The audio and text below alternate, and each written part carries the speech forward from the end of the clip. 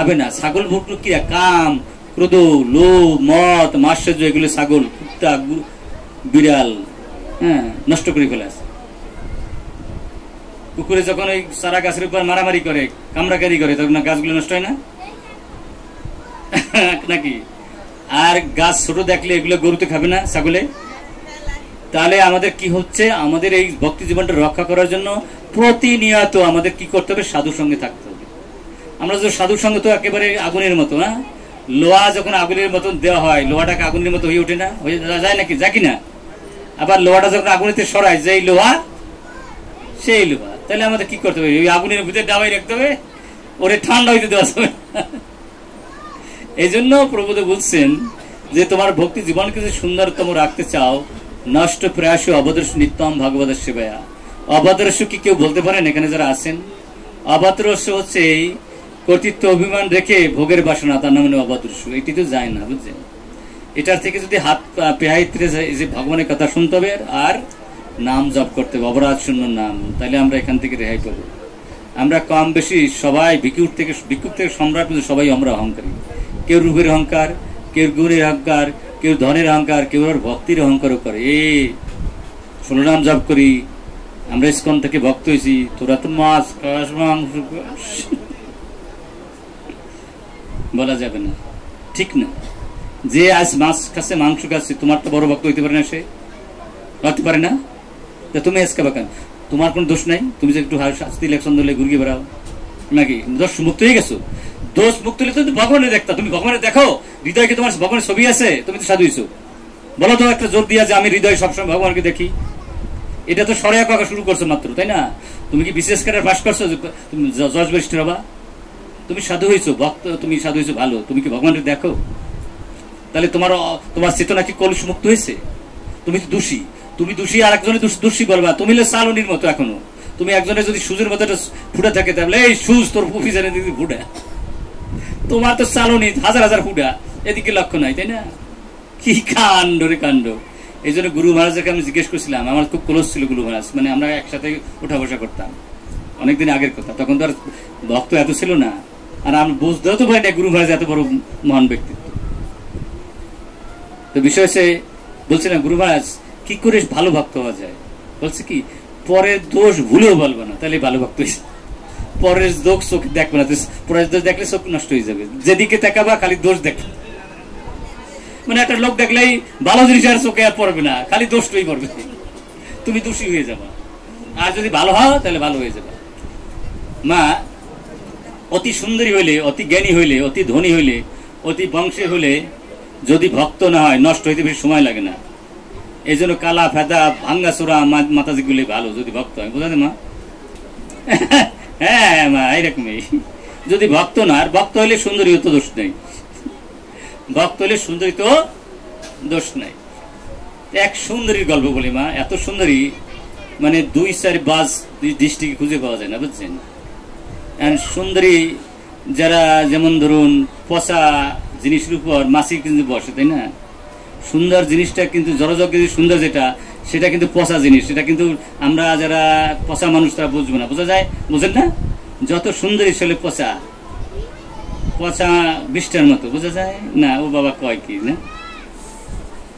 বিষয় হয়েছে, একটা ছেলে পাগল হয়েছে একটা মেয়ে দেখে, সুন্দরী একটা মেয়ে দেখে, বুঝছেন? ইন্টারমিডিয়েটে পড়ে। গুরুদেব বলছে কি, ওরা আমার বিয়ে না দিলে আমি কলেজে যাবো না, বুঝছেন? জমিদারের সন্তান। তা বলছে সন্তান এখন ফার্স্ট ইয়ারে পরে আমি যদি বিয়ে টি করে দেব, তোর লেখাপড়া হবে না। গুরুদেবকে বলছে, গুরুদেব বাঁচাই কেন? আমি তোর ছেলের ব্যবস্থা করে দিচ্ছি।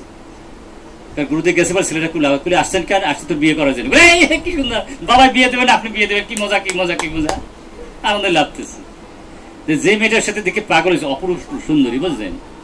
তার পাগল হওয়ার পরে সেই মেয়ের বাবার কাছে গিয়ে গেছে, বলছে তোমাদের আমি 5 লক্ষ টাকা দেবো, তোমার মেয়ের একটু টেকনিক করবো, তোমার মেয়ের একটা ওষুধ খাবো, 100 বার পায়খানা করবো, 100 বার বমি করবো, ওই পায়খানা বমি আর পায়খানা তুমি ইসের মধ্যে রাখবা, ওই বালতির মধ্যে রাখবা, আর তোমার সে মেয়েটাকে আমি সব সুস্থ করে দেবো, তোমাকে 5 লক্ষ টাকা দেবো। টাকা গরিব মানুষের মাইয়া, 5 লক্ষ টাকা, একটা ট্যাবলেট আর একটা 2টা দিন, বেশি কষ্ট না। তো বলছে হ্যাঁ আল্লাহ দাদু বিয়ে তোরে করাবো, যা আমি মেয়ে দেখে এসছি। তাই বলছে ও তো পাগল, দাদু আর সহ্য হয় না, আর সহ্য হয় না, তাড়াতাড়ি ডাক। তা তারা তোর শ্বশুর শ্বশুর যারা হবে তাদের ডেকে নিয়ে আসি, তারা যদি বলে তার মেয়েরা তাড়াতাড়ি আসবে না, বলে আপনার মেয়ে নিয়ে আসেন। তো 50 বা 200 বার পায়খানা বমি করে আর সারা কিছু নাই, ভূতের মতো দেখায়। ওই ছেলেটার সামনে নিয়ে আসছে ওই সুন্দরী মেয়েটার, বোঝা যায় না? এই গল্প বোঝা যায় তো? আর ছেলে লাদু তো বাবা বউ পেতলি, আমার সেই সুন্দরী মেয়েটাকে ওই ওই বালতির মধ্যে মানে 50 বা 200 বার পায়খানা করছে, 200 বমি করছে নাকি, বোঝা যায় না গল্প? আমরা যারা সুন্দরী জড়জগতে সুন্দর বলতে যা জানি তা ওই পায়খানা পেশাব বমি, কিন্তু কুকুর সেদ্ধ জীব ওইটাই ভালো লাগে নাকি? কুকুরের যত খাবার দেন তার কিন্তু ওইটা ভালো লাগবে না, কি ভালো লাগবে? ইষ্টা। বোঝা যায় না মাগো? অপরাধ নিয়েন না। আমরা যারা সুন্দরীর পাগল, আমরা কিন্তু কুকুর সাহায্য জীব। আর এই ভোগ বস্তুটা আমাদের অমৃতের মতো লাগে, যা অমৃত তা বিষ। তাই এক মাথা যে এত সুন্দরী নিজকে চেক দিতে পারলো না, সে নিজকে বিক্রি করে দিল, এবং তাকে একদিন থাকতে 1 কোটি টাকা দেওয়া লাগবে, এত দামি, বুঝছেন? শুনলে অবাক হয়ে যাবে, নাম বলবো না।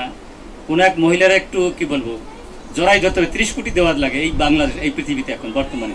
সেই মহিলাটার নাম কি বলতে পারেন? এই বর্তমান যুগে, এটা মিথ্যা কথা না, গ্রিন বুকে উঠেছে। কারণ আমাদের দুনিয়াতে চলিত সব দুনিয়ার কথা কিছু জানতে হয়, বুঝলেন না? যাই হোক, এখন কি করছে, এরকম কোটি টাকা তার আয় হয়েছে। আয়ার পরে সমাজ বলে কি, বাবা কালকে যার ভিক্ষা জড়তো না, আজকে যার হাজার কোটি টাকার মালিক, ব্যাপারটা কি, তাই না? তাকে বললো যে ব্যাপারের পিছনে এই কারণটা এটা। তাহলে না সমাজ এটা অসামাজিক কাজ, এটা চলতে দেওয়া যাবে না। তখন বলছে কি করা যায়, একে পাথর দিয়ে মারতে হবে, মানে আমরা ফিল্ড নিয়ে যাবো, সবারই দেখাবো যে এই কাজ করলে এই শাস্তি পাওয়া যায়। তাহলে আর দ্বিতীয়বার এই পচা কাজ কেউ আর করবে না। তাই ঠিক আছে, বিরাট একটা মাঠের মধ্যে ওই সুন্দরী নিয়ে গেছে, হাজার মানুষ উপস্থিত হয়েছে। কারণ এরকম একটা কল দেখলে তো বেশি মানুষ আসে, বুঝলেন না? তখন হাজার মানুষ কি করছে, কি পাথর ধরছে, ওই পাথর ছুঁড়ে ওরকে মারবে, বুঝলেন? এর মধ্যে যীশু খ্রিস্ট আসছে। অবশ্য আমাদের হিন্দু ধর্ম আছে, আমি এবার বাইবেল মুখস্থ করছিলাম, তো আমি আবার ইংলিশ অনার্স মাস্টার করছি ঢাকা বিশ্ববিদ্যালয়ে, সেই সময় বাইবেল আমার মুখস্থ ছিল। যাই হোক,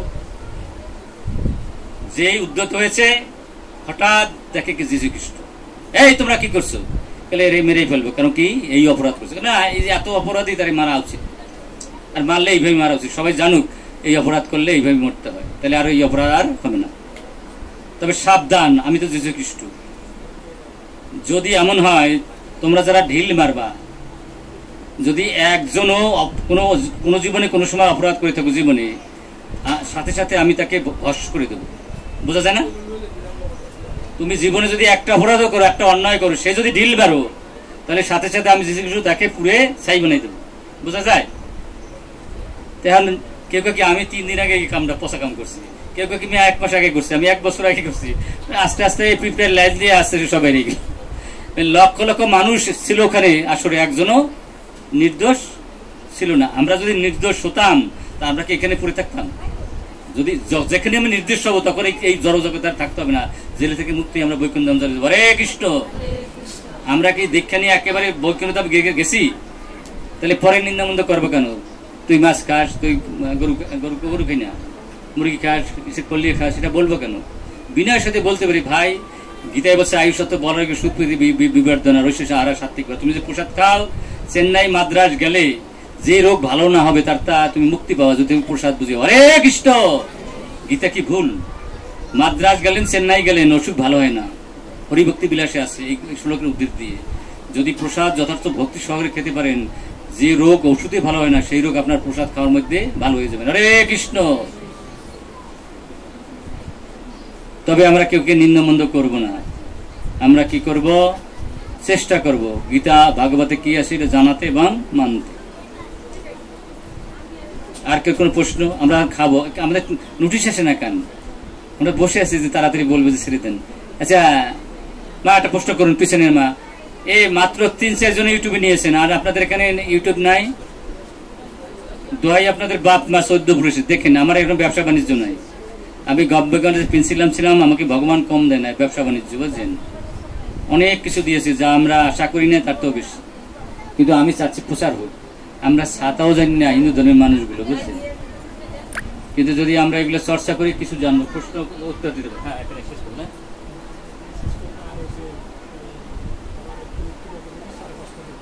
আচ্ছা, যাই হোক, এই ছেলেটা এমন ছেলের ছেলে বুঝছেন, এই আমার প্রায় বেশি দিন ছিলাম না, প্রায় 50-এর উপরে রেকর্ড করছে এবং কি করছে সেগুলো আবার ইউটিউবের মধ্যে ছেড়ে দিয়েছে জগতের কল্যাণের জন্য। এরকম ছেলেই দরকার ইস্কনে, বুঝছেন। আবার নাকি 5:30টায় পাঠ দেওয়া হবে। যা হোক, আপনারা তো প্রশ্ন করেন না, কি পাঠ দেবো? পাঠ দিলে তো আবার সারা বছর বললে আমার ফুরাবে না, বুঝছেন। কিন্তু আপনারা প্রশ্ন করেন না কেন, কি বিষয়? যা হোক, একটা করেন সব তারা এখানে শেষ করে দেবো। হ্যাঁ, শেষ করে। আচ্ছা, ঠিক আছে। হ্যাঁ, বলুন। হ্যাঁ, প্রভুটি প্রশ্ন করবে। আচ্ছা, ঠিক আছে। হ্যাঁ, আচ্ছা, এটা না, একটা ভালো কথা বলেছেন। কেউ বলে 108 জন উপযুক্ত আপনার সখী, বুঝছেন, এবং 108 জন উপযুক্ত গোপী। এই হিসাবে তাদের মর্যাদা জন 108 দেওয়া হচ্ছে। এবং শুদ্ধ ভক্ত বলতে বলে তাদেরকে বোঝা যায়, সেই জন্য 108। এটা অনেকে বলছে, এছাড়া আরো অন্য কিছু থাকতে পারে, কথা আরো বোঝা যায় না। এটা শুদ্ধতম অবস্থায় 108 জন আছে, এই জন্য 108 জনের মর্যাদা জন্য এটা 108 জন করা হয়েছে, এটা বলছে মহাজনরা। যাক, তবু তো আপনি ভালো কথা বলেছেন, এগুলো খুব জানার জিনিস, ভালো বোঝার জিনিস। আচ্ছা মা, আপনাদের কোনো কথা নাই? একটা কথা বলুন মা লক্ষ্মীনারা। আচ্ছা, যাই হোক, আর দরকার নাই, তাহলে বলুন, জয় শ্রীকৃষ্ণ চৈতন্য প্রভু নিত্যানন্দ শ্রী অদ্বৈত গদাধর শ্রীবাসাদি গৌর ভক্তবৃন্দ। হরে কৃষ্ণ কৃষ্ণ কৃষ্ণ হরে হরে, হরে রাম রাম রাম হরে হরে। জানতে অজান্তে কোনো অপরাধ হলে ক্ষমা করবেন, আর কৃপা করে মনের ভিতর গোস্রান যাদের আশেপাশে বাড়ি আছে তারা আরো বসে থাকেন। কোথাও কোথাও লক্ষ লক্ষ টাকা খরচ করে আমরা নিয়ে যায়, কত কষ্ট করে প্লেনে করে নিয়ে যায়, আর আমি বিনা পয়সায় আপনাদের প্রশ্ন উত্তর দেওয়ার জন্য বসে আছি। যদি প্রশ্নই না করেন তাহলে ভিতরে যাবে কি? কন অর্জুন যদি প্রশ্ন না করতো, কৃষ্ণ কি এতগুলো বলতে পারতো? 574টা শ্লোক নাকি? এই 574টা শ্লোকটা সব বলে দিয়েছে ভগবান, বাকি নাই কিছু। অনেক জ্ঞানের কথা, অনেক সিদ্ধান্তের কথা। প্রশ্ন করুন, উত্তর পাবেন।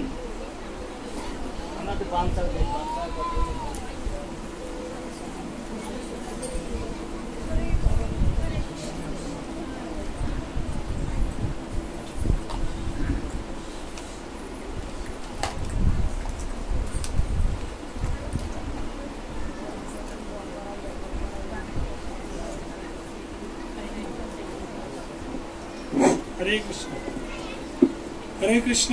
তো আপনারা সকলে আমাদের প্রসাদের পাশে প্রসাদ সার্ভিস চলছে, তো আপনারা প্রসাদ পাবেন। তো অনেক সময় অতিবাহিত হচ্ছে, আমাদের আসলে জায়গায় একটু সংকুলন, তো এই জন্য আপনারা অক্ষয় তৃতীয়াতে একটু 2 হাত তুলে একটু প্রার্থনা করেন। আপনাদের শুদ্ধ কৃষ্ণ ভাবনায় আপনারা ভগবানের কাছে প্রার্থনা করেন, যেন অচিরে আমরা গৌরনিতাই মন্দিরে যেন সুন্দর করে সেবা পূজা শুরু করতে পারি। ইসকন পূর্বাচলে আমাদের প্রায় যে মন্দিরটা আমাদের দিয়েছে, সেই মন্দিরের কার্যক্রম যেন আমরা শুরু করতে পারি, সেখানে সুন্দর করে ভক্তদের সুন্দর করে আমরা সেবা দিতে পারি। এই জন্য 2 হাত তুলে একটু আমরা প্রার্থনা করব। হরে কৃষ্ণ কৃষ্ণ কৃষ্ণ হরে হরে, হরে রাম রাম রাম হরে হরে। জনন্ত কোটি বৈষ্ণববৃন্দ কি জয়, শিল প্রভুপাদ কি জয়, ইসকন পূর্বাচল মন্দির কি জয়, উপস্থিত ভক্তবৃন্দ কি জয়, উপস্থিত ভক্তবৃন্দ কি জয়, উপস্থিত ভক্তবৃন্দ কি জয়, নিতাই গৌর প্রেমানন্দে হরি হরি বল। তো আমি অনুরোধ জানাবো আমাদের কীর্তনীয় ভক্তদেরকে, বিশেষ করে কেটুনিয়া যারা ভক্ত আছে, তো আপনারা একটু সামনে এগিয়ে আসবেন। একটু কীর্তন মেলায় আপনারা কীর্তন পরিবেশন করবেন, আর এদিকে আমাদের ভক্তরা প্রসাদ পাওয়ার অবস্থায় আপনাদের সুমধুর কণ্ঠে কীর্তন শ্রবণ করবে। তো এরপর আমাদের মাতুল, তারপরে চানপাড়া, তারপরে মৈনাটেক, আমাদের বরকাও অনেক ভক্তরা আছে, তারা সুন্দর করে আমাদের মাঝে কীর্তন পরিবেশন করবে। এবং আমাদের বসুন্ধরা থেকে আগত আমাদের ইঞ্জিনিয়ার সুমন প্রভু আমাদের গুরু মহারাজের সুস্থতা কামনায় 4টা থেকে 4:30 তো জব যোগ্য হবে, তো সেখানে ক্লাস প্রদান করবেন। তো বসুন্ধরা থেকে আরো ভক্তরা এসেছে, তো আপনারা একটু সহযোগিতা করবেন। গুরু মহারাজ যেন চিরে সুস্থ হয়ে আমাদেরকে আরো উৎসাহ এবং উদ্দীপনা করে আমাদের কৃষ্ণ ভাবনাকে আরো উজ্জীবিত করে। হরে কৃষ্ণ।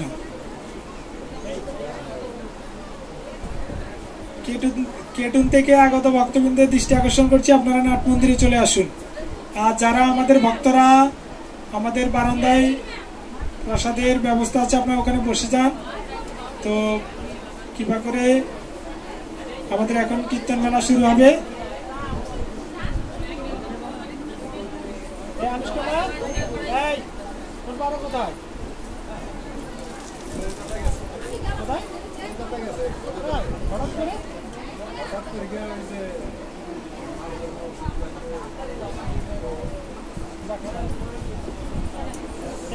সুমন বাবু,